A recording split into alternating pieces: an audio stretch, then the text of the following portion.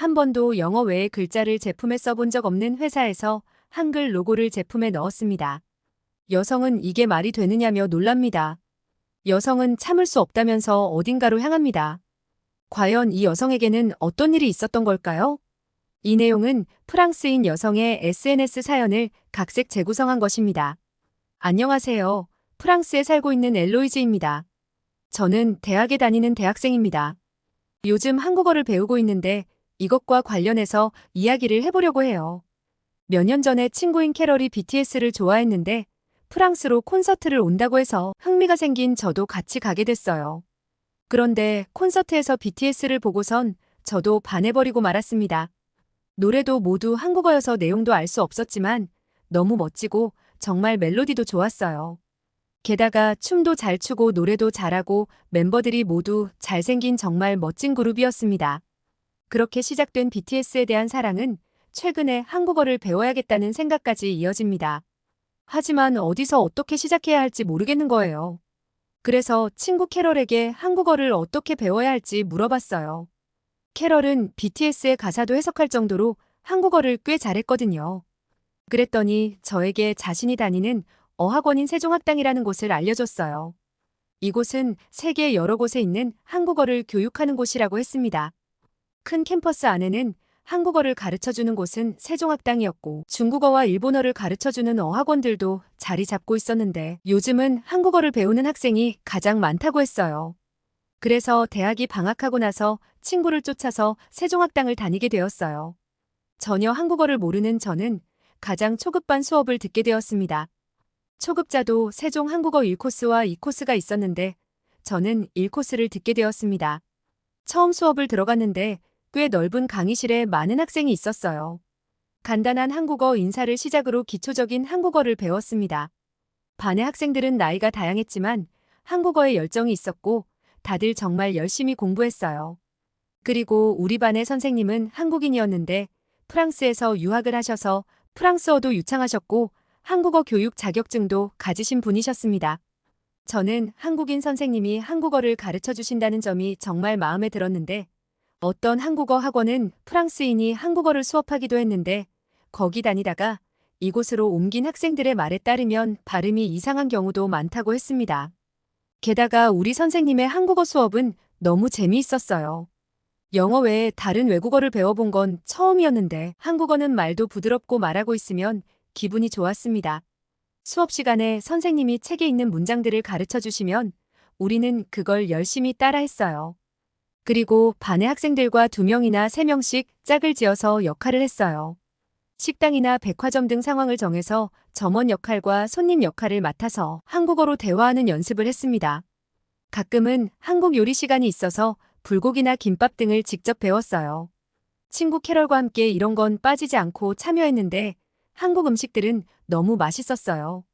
그래서 한국어 수업을 듣는 친구들끼리 한식당에 가서 음식을 먹기도 했습니다. 그리고 한국 영화나 드라마를 보여주는 날도 있었습니다. 저는 기생충이라는 영화를 이때 처음 봤는데 정말 충격이었어요.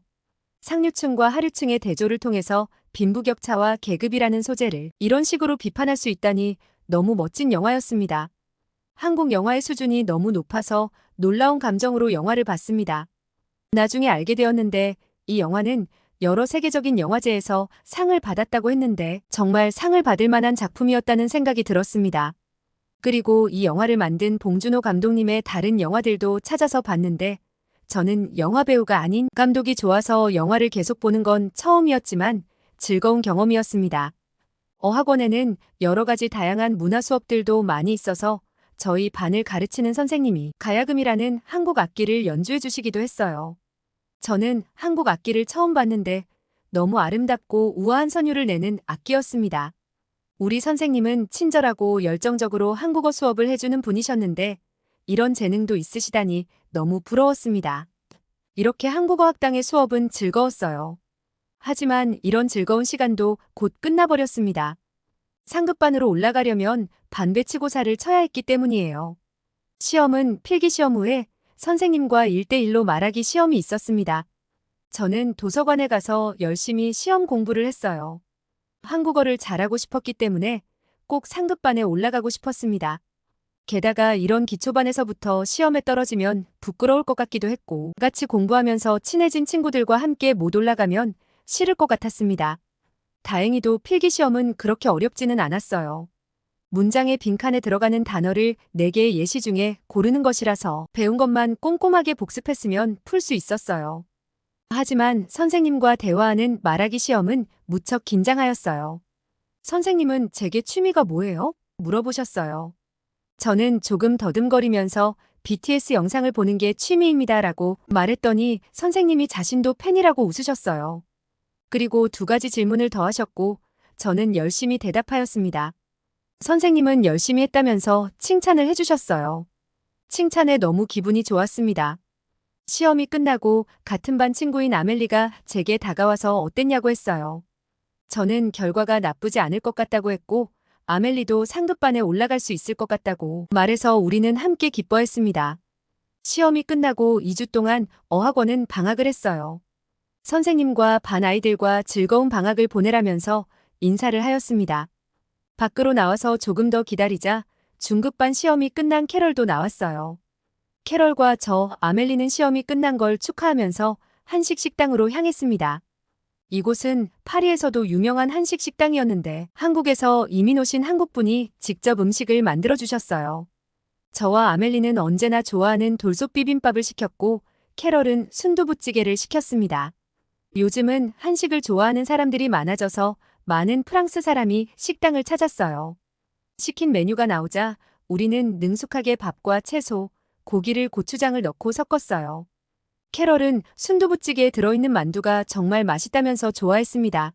식사하면서 아멜리가 얼마 전에 코카콜라에서 한류 팬들을 위해서 한글로 로고를 넣고 특이한 콜라를 낸 거 봤냐고 말했어요.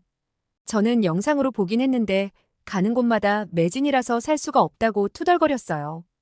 이 제품은 기존 빨간색의 콜라가 아니라 보라색 위에 다양한 색들이 섞여 있는 디자인의 콜라였어요. 게다가 뭘 넣었는지는 말하지 않았지만 어떤 특별한 맛을 첨가해서 한류의 맛을 표현했다고 했습니다. 대체 그 한류의 맛은 어떤 맛인지 너무 궁금했습니다.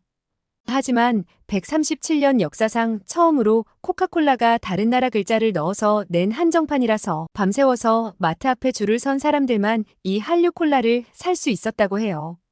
게다가 너무 인기 있어서 나온 지 얼마 되지 않아서 모두 판매가 되었고 저는 구경도 할 수 없었어요. 그걸 산 사람들이 올린 영상을 보면 의외로 맛있다던데 BTS의 팬으로서 한글이 들어간 이 콜라를 살 수 없어서 슬펐습니다. 캐럴은 예전에 BTS 얼굴이 들어간 콜라가 나온 적도 있다고 이야기했고 BTS도 모두 한국 군대에 가서 당분간 볼 수 없어 너무 슬프다면서 이야기했습니다. 여러 가지 이야기를 하다가 아멜리가 갑자기 우리 한국을 여행 가자는 이야기가 나왔어요. 자신이 방학 때 한국을 가보고 싶어서 인터넷으로 비행기 표를 검색했는데 가격이 싼 표가 있더라고 했습니다. 우리는 핸드폰 어플로 가격을 보다가 정말 싼 비행기 표가 있어서 이 기회를 놓칠 수 없었습니다. 그렇게 갑자기 한국을 여행 가게 되었어요. 무척 멀리 있는 나라를 이렇게 계획도 없이 가게 될 줄은 꿈에도 몰랐습니다. 드디어 긴 비행 끝에 한국에 도착하게 되었습니다. 3명이서 같이 비행기를 타고 오지 않았으면 비행이 너무 지루했을 텐데 잘 맞는 친구들과 함께 여행을 와서 다행이라는 생각이 들었어요.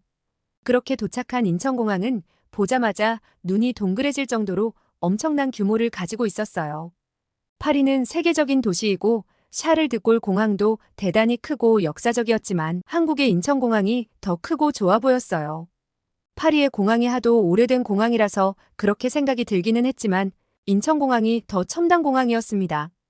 여러 가지 영상을 통해서 알기는 했지만 직접 경험한 한국의 인천공항은 너무 멋졌어요. 우리 3명은 공항을 구경하느라 시간 가는 줄 몰랐습니다. 우리의 숙소는 숙소 근처까지 가는 공항버스가 있어서 공항버스를 타러 갔는데 다시 한번 깜짝 놀랐습니다. 공항버스 표를 끊으러 갔는데 무인주문기에서 버스표를 끊을 수 있게 되어 있었습니다. 우리는 이걸 어떻게 사용하는지 몰라서 멍하니 바라보고 있자 무인주문기 옆에는 저 같은 외국인을 도와주는 분이 있어서 표를 잘 살 수 있었습니다. 버스 대기실도 넓고 깨끗해서 쾌적하게 버스를 기다릴 수 있었고 전광판에 버스가 들어오는 것까지 모두 표시가 되어 있어서 너무 편리했어요. 공항버스는 일반 버스랑은 다르게 의자며 내부가 무척 고급스러웠어요. 게다가 놀랍게도 버스 안에서 무료로 와이파이가 되었어요. 아멜리가 먼저 그걸 발견하고는 한국은 버스에서 무료 와이파이가 있다고 놀라워하길래 저도 핸드폰을 봤는데 정말 무료 와이파이가 되는 것입니다. 게다가 의자 옆에는 핸드폰을 충전할 수 있는 코드를 꽂을 수 있는 곳도 있었어요. 캐럴은 한국이 너무 멋지다면서 감탄하였습니다. 프랑스에서는 스타벅스 같은 큰 카페가 아니면 무료 와이파이라는 게 없는데 한국에 도착하자마자 제가 너무 놀라운 경험을 하게 되었어요. 창밖을 바라보는데 한강과 그 주변으로 엄청나게 높은 고층의 빌딩들이 멋진 풍경을 만들어내고 있었습니다. 그렇게 무사히 공항버스를 타고선 숙소에 도착할 수 있었습니다. 숙소에 도착한 우리는 서울은 생각했던 것보다 훨씬 더 활기차고 아름답다고 생각하였습니다.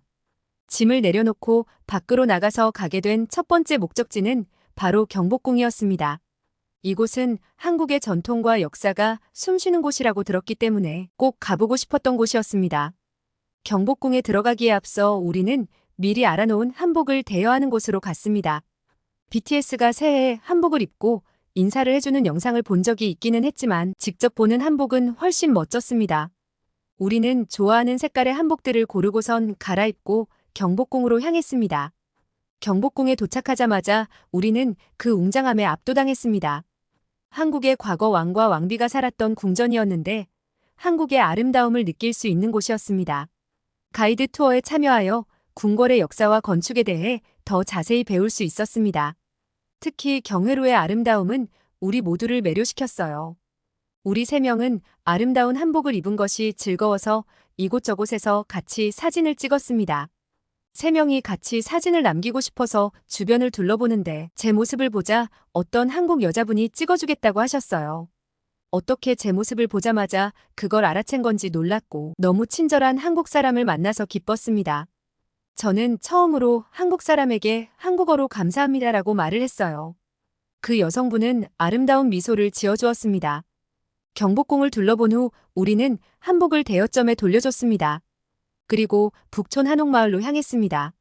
한국에 와서 정말 놀라운 점이라면 거리가 너무 깨끗했습니다.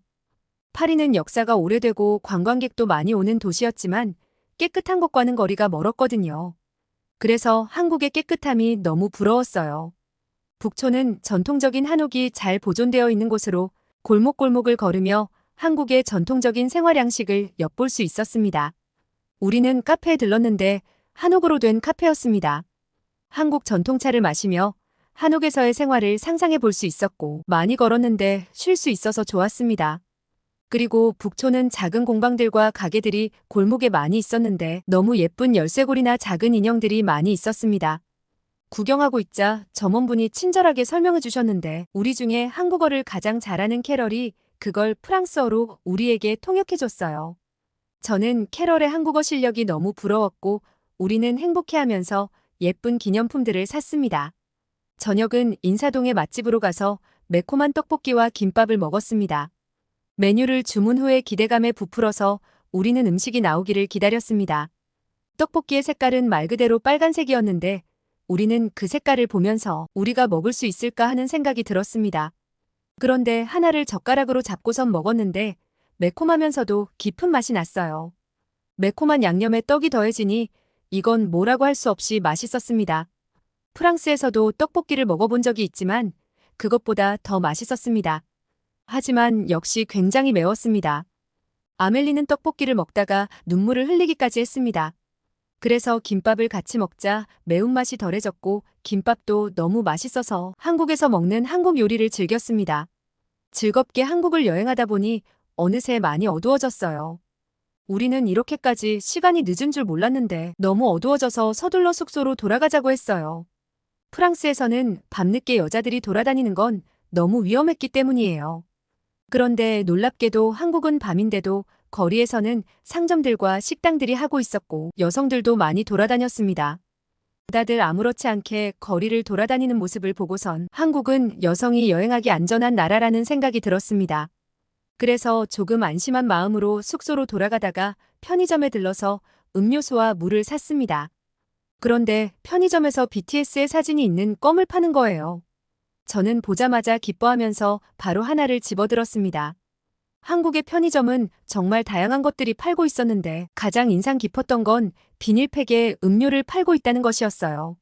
한국을 여행하는 외국인의 영상에서 꼭 편의점을 들리면 얼음이 든 컵과 비닐팩 음료를 사서 마시는 영상이 있었거든요.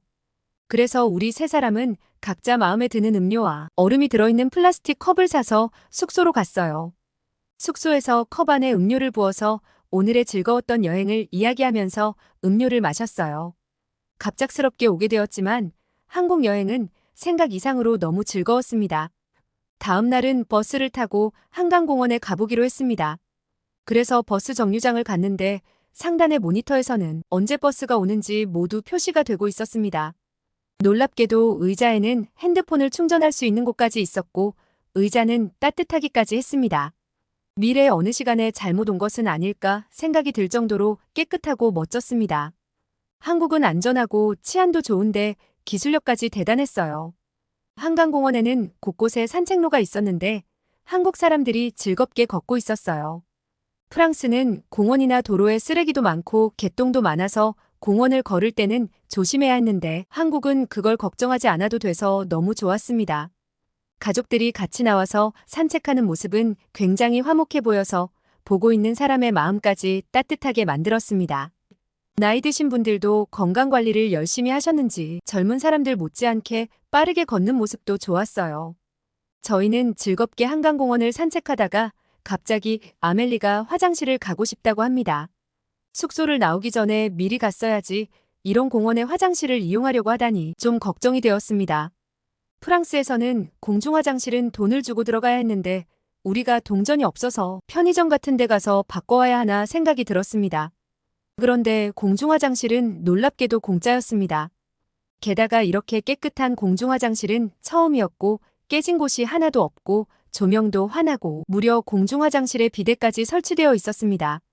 화장실이 너무 청결하다는 것은 물론이었고 함께 편리하게 쓸 수 있는 비누에도 깜짝 놀랐습니다. 그리고 손을 씻고 나서 바람으로 손을 말릴 수 있도록 기계까지 있었습니다. 우리 세 사람은 정말 놀라서 한국의 화장실을 구경했습니다. 저는 한국이 진짜 복지 강국 같아 보였어요. 세계 어딜 가도 이렇게 깨끗하고 잘 유지된 공중화장실이 무료이기까지 한 곳은 없거든요.